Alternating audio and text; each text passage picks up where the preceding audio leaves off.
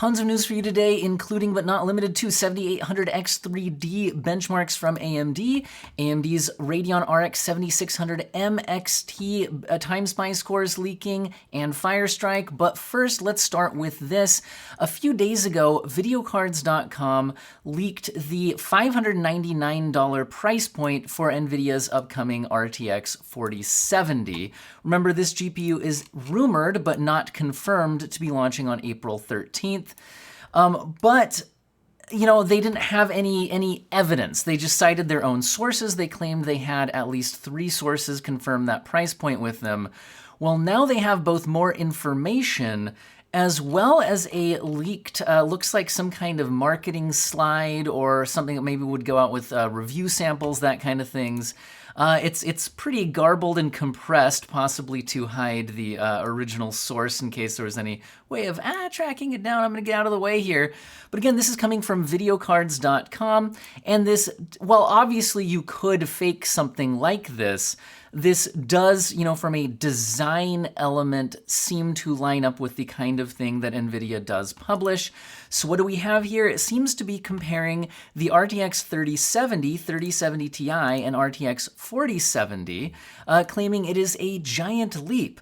Now, there's a lot of stats here. It's not every single rumored spec, but it does confirm a lot of the rumored specs. And then some. So first of all, price points listed right at the bottoms of the charts. Remember, the RTX 3070 did launch with a $499 MSRP. The 3070 Ti was then heavily criticized at coming out for $100 more, while offering very little more performance at a significantly higher power draw than its predecessor. And then now we're seeing the RTX 4070 looking like it's the pricing successor to the 3070 Ti, again listed at that $599 price point. Now this does give you a chance to compare some of the stats. Now again, if this is a real slide from NVIDIA, they would be wanting to highlight, you know, in the best light possible. So do keep that in mind. But they're showing, I think, you know, a 200 watt power target here compared to the 3070 Ti at 290 watts and then the 3070 at 220 watts. So it looks like it's kind of come in at significantly low power. They're even showing it at similar but lower idle power, similar but lower video playback power. And then when they get into average gaming power, so obviously when you're actually gaming, you're not always running the GPU completely full on out with every single RT core and tensor core and all of the shader cores running full tilt. So in actual gaming workloads, they're claiming the average power draw of the RTX 4070 is only 186 watts versus the 3070 Ti at 240 watts and the 3070 at 215 watts. So looking like some pretty major power efficiency gains here, especially given that not only is this lower power, but we're expecting this to offer more performance. Now, this is interesting. They are showing that the memory subsystem coming in at 504 gigabytes per second is actually slower than what was on offer from the 3070 Ti at 608 gigabytes per second. But then you notice the cache. So they're showing a 36 megabyte L2 cache on the RTX 4070, whereas only a 4 megabyte L2 cache on the 3070 Ti and the 3070. So while it does kind of split the memory bandwidth between the 3070 and the 3070 Ti, its L2 cache is just in a completely different league. And so I think the idea there is that you can have a less memory bandwidth if you don't need to access that memory as frequently because you're getting more stuff that you need in your cache hits. So I think that's just a change to the architecture where in other words, I see a lot of people criticizing the heavily cut down memory buses on the 40 series from NVIDIA. And that is certainly a thing to point out, but it's also only fair to point out that that's part of a design decision that comes with that extremely increased L2 cache, which should help offset some of that decrease to the memory subsystem. You can see under the videocards.com logo here the 12 gigabytes of GDDR6X So confirming this as a 12 gigabyte graphics card and using GDDR6X memory, not just GDDR6. Whereas the 3070 Ti was 8 gigabytes of GDDR6X and the 3070 was 8 gigabytes of GDDR6 non-X. And so this is a 50% increase to the amount of memory available. And as we've seen in some recent titles, especially at 1440p and up, at higher settings, games like Resident Evil 4, The Last of Us Part 1, Hogwarts Legacy, we have started to see that 8 gigabytes start to be an issue.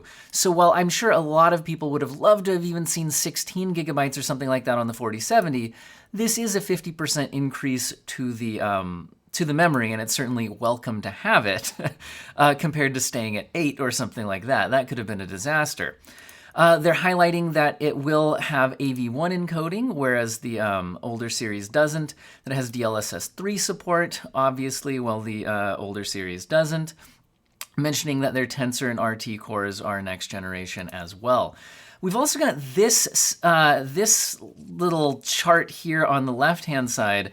I think what they're trying to show here is, while the shader cores themselves are up to 29 compared to 22 and 20, and the RT cores, man, I believe that's supposed to be a 67. It's pretty hard to, this is a very kind of garbled looking slide. 67 RT cores it looks like there. Versus 40 and 42. 67 just feels like a weird number. Anyway, whatever. That's hard to read the slide. But more RT cores for sure. But then they're also talking about optical flow accelerators. So this is NVIDIA's claimed reason why DLSS 3 frame generation doesn't run on their older series of cards, is that they just don't have enough optical flow acceleration. They're showing 300 OFAs, which I would assume here are optical flow accelerators on the 4070 versus 126 and 120 respectively on the 3070 Ti and 3070. They're also showing 400 tensor cores versus 174, and it looks like 163. Again, kind of garbled looking here on the slide. Okay, so that is a ton of information there. Now, what does any of it actually, what do we think about all of that? Well, they do have the, again, chart of some more of the rumored specs. And while this particular number was not of like base clock, boost clock, and CUDA core count was not confirmed on that slide, enough of this was confirmed on that slide, including its TDP, its memory bandwidth, its 12 gigabytes of GDDR6X, that if we assume the rest of the rumors are true, it would mean that our compute power, sorry to blind you guys with the white screen here, is probably accurate based on, this is from WCCFtech.com, and I reported on this in a previous video, showing that the RTX 4070's theoretical compute power would put it very similar to an RTX 3080. Now, compute power is not going to perfectly line up to gaming performance in all scenarios, so don't take this as just a perfect relative performance chart of all these GPUs in gaming, but this would indicate it's probably about RTX 3080 class, just rasterized performance before you factor in any of the other features. So that's actually, now let's dig into this again. I looked at this a bit in my last video. So what does this mean? So it's definitely not fun to see the 4070 come in at $100 more than the RTX 3070. But then if we do think about this in other words, it's going to cost 20% more. That's a 20% price increase. But if you do take a look at, again, if we assume that the roughly RTX 3080 levels of performance are accurate, that's about a 30% performance increase with a 20% price increase, which is not amazing to see compared to the previous generation. However, it does come with a lot of other advancements here like we saw here.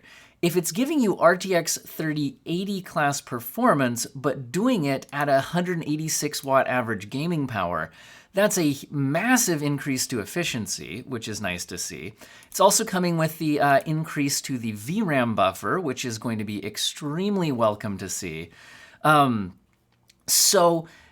again, with the AV1 encoding support and features like DLSS 3 frame generation, which in certain single-player titles would certainly be useful and interesting for a lot of people, then I think this starts to be, while maybe not a mind-blowing value proposition, it's certainly at least giving us something to look forward to other than just complete stagnation. Now, the other way we could compare this to is, rather than comparing it to the named predecessor of RTX 3070, if you compare it to the 3070 Ti, which was admittedly a bad deal right from launch, if you look at that as the baseline, then if it gets roughly 3080 class performance, that would be about 21% more performance at the same MSRP. So that looks a little bit better. And then another way of looking at this is you can get RTX 3080 class performance for $100 less. $100 less combined with a lot more energy efficiency. And it's going to be more like the RTX 3080 12 gigabyte because it comes with the 12 gigabytes, and those were usually at least a little bit more than the 10 gigabyte models, that sort of thing. Again, with DLSS 3 support, AV1 encoding, all of that. I don't hate this. If this all, now again, this is all leaks and rumors. This whole slide could be faked. It looks pretty legit, but the whole thing could be fake, you know, right? But if this ends up giving us something like what we're seeing here, I think this looks pretty good, but not, how should I put this? It gives us an actual step forward in price to performance, features, energy efficiency, and all of that, although it would have been nice to have seen a larger step forward. Anyway, let's move on to a few other news bits we have here. For example, this looks to be a time spy score from an RX 7600M XT. So to be clear, this is M, this is mobile. AMD has officially announced their mobile mid-range GPUs. However, we haven't really been seeing them out in the wild anywhere. We also get a Firestrike score leaked as well. Now, where is this coming from? Well, videocards.com, once again, has this reported as apparently coming from a promotion video for the Chinese Metafuni MetaMech gaming laptop, giving us those benchmark numbers. Now, one downside here is we don't see anything about like the power constraints on this laptop, because in the mobile segment, the amount of power your laptop GPU is actually afforded and its cooling capacity of the laptop, all of that can seriously affect the performance.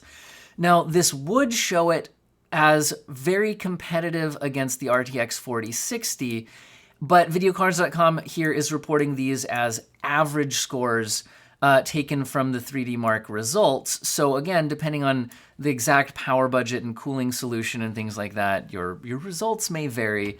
But that puts it at roughly a tied with the 4060 in Time Spy, but then actually pulling ahead in Firestrike by a noticeable margin. So interesting results here. I would really love to see us get some word on desktop GPUs from AMD below the 7900 XT, now that we have the 4070 rumored to be coming out so soon. I'm hoping we get some kind of response from AMD. Now, speaking of AMD, let me shrink myself out of this the way of this graph again. Maybe I can hide myself up in the corner here or something. So this is coming from videocards.com once again. They're just killing it with the leaks today. Once again, this is not something that's out for the public, and so again, leaks and rumors, grains of salt, all of that, although this does look like exactly the kind of graph that AMD puts out with their review materials, which is what what videocards.com is saying this is. They're saying that these are this is one of the graphs given to reviewers for the 7800 X3D processor for the reviews. And again, this is expected to launch on April 6th at a price of $449. So anyway, in this official performance graph, you're seeing the 7800 X3D up against the 13900K. You can see that in certain games like Horizon Zero Dawn, you're getting a 31% performance beating the 13900K. However, you know, there's games like CSGO where it only reaches 91% of the performance of the 13900K.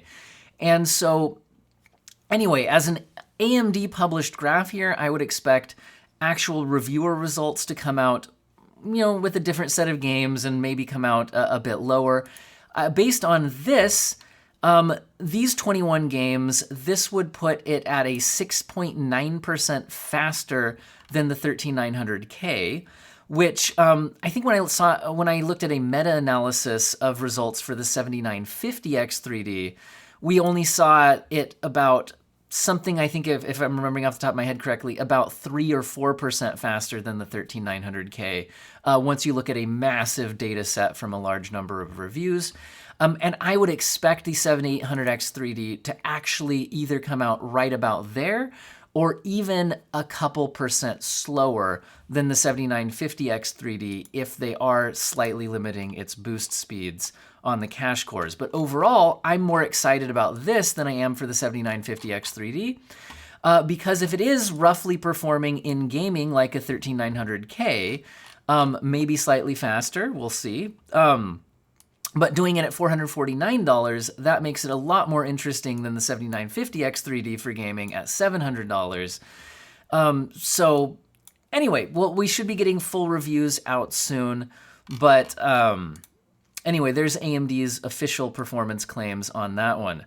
Now, speaking of official claims from AMD, I don't think this is under any kind of NDA. I was given to this in my email from AMD themselves. So AMD's motherboards, right? So one of the big issues with upgrading to the new AMD CPUs has been motherboard costs. Well, they're now launching their low-end motherboard chipset, the A620, and here is the official press deck from AMD. They're saying there's a complete range of AM5 motherboard choices. And they're now they're adding in the A620 as compared with the previous offerings of X670 and B650, both of which come with an extreme version. Now, the big difference here seems to be a couple of things. Number one, that I think they just have a nice checklist here. So here's the differences between the platforms. So one of the biggest things is the PCIe that's available here. The A620 does not have PCIe 5.0 available at all, and we have a reduction to the total number of PCIe lanes as compared to the other boards. It also does not support Ryzen processor overclocking. That is a no. It does have memory overclocking enabled, so it can support expo memory. I believe somewhere in here they said up to 6,000 on the speeds. USB 20 gigabit per second. Sounds like my kids might be waking up. Hear some footsteps running around, so we'll try to get through the rest of this video a bit quicker. But anyway, you can see the stats here. So it looks like we're cutting down the USB 20 gigabit per second. And 10 gigabit per second, we have some of that, but only it looks like 2 rather than at least 6 on the other units. And they will be offering some 5 gigabit per second USB slots there as well. Maximum SATA ports, all of that. Now, there's a lot of info here that I'll just kind of scroll through because we don't need to get into all of it. They do give some gaming builds here, which I was, if I had more time, I would maybe pick apart and tease a little bit. Now, I don't think that the base level here is terrible. Going with a Ryzen 5 7600, which is your cheapest compatible CPU and does offer very good gaming performance, paired with your A620, and, I guess you could go with 16 gigabytes of memory, although I would probably go with 32 at this point. And then they're saying pair it with like a 6600 XT, something like that, and a, there you go. But when they step this up here, like pairing a 7800 X3D with the A620, I guess you could do that. But then getting a 6750 XT, I understand that GPU is like good priced performance, but it just seems silly to pair it with a 7800 X3D CPU. I would spend less on the CPU and more on the GPU, but hey. Anyway, we don't need to pull apart their recommended builds there too much. Maybe in a future video, I don't know. So anyway, there's a lot of details here, but that's this is the overall specs. The biggest thing is, again, it has the memory overclocking, but it doesn't have the PBO or curve optimizer. Those are not supported. And they do claim that it should be starting at $85. Now, is that true? I went to Newegg and I found one for $85. Looks like there is an ASRock board here for $85.99. So $86. AMD lied. No, okay. And it looks like there's also one available here at $100. So it does look like there's at least some available at this lower price point now, which should help the more budget-oriented builds. Although many budget-oriented builds should still consider maybe actually just going with the AM4 platform if you really want to get a lower price build. Now, AlphaCool is announcing Core Waterblocks for GeForce RTX 4090 and 4080 GPUs. They look pretty nice. They're always expensive, but if you're looking for water cooling, you kind of already know that. Here's some compatibility lists. Scrolling through super quick there. Looks like MSRP at around 200 euros. Now, PowerColor is showing off swappable backplates for its Radeon RX 7900 Red Devil series. Looks like they're showing off the intrusive and the, what was it called? Generative. So intrusive and generative, and these do not cost the same because I believe one of them is actually plastic and the other one is aluminum. And they add 300 grams of weight to the card. Here's some stats on those. Some shots of the original designs, and it looks like the generative skin is a $60 MSRP, while the intrusive is a $30 MSRP. And it looks like Colorful is launching its RTX 4090 iGame Lab Edition. This edition is mainly designed to be more binned chips for overclocking purposes, but other than that, seems very similar to the cards that they already had out with their iGame Vulcan White. It does not have two 16-pin connectors. It still only has one. And it looks like it's listed at a 515 watt power limit, which is not even the 600 watts or so that you get off of some of the other overclocking focused models. Now, DX12's API is getting a new GPU upload heaps and non-normalized sampling features in Agility SDK.